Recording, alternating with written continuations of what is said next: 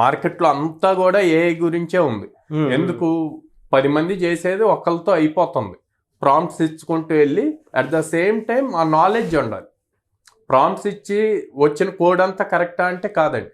మీకు simple example చెప్తా. AI ఇచ్చేదంతా కరెక్టా అంటే రాంగ్. మీరు ఒక ఎక్సెల్ ఫైల్ తీసుకోండి. ఎక్సెల్ ఫైల్లో huge data lakhs of records పెట్టండి. పెట్టి దానికి ఏఐకి ఇవ్వండి. ఏఐకి ఇచ్చే ముందు మీరు ఒక కాలం కానీ రో కానీ మీరు మాన్యువల్గా క్యాలిక్యులేట్ చేయండి. క్యాలిక్యులేట్ చేసి సేమ్ ఫార్ములా ఏఐకి అండి. ఏఐ మిస్టేక్ ఇస్తుంది.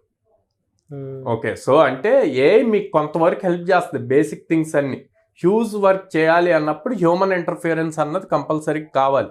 అండ్ అది చేసి ఇచ్చిన ప్రతి మనం బ్లైండ్గా ట్రస్ట్ చేయలేం.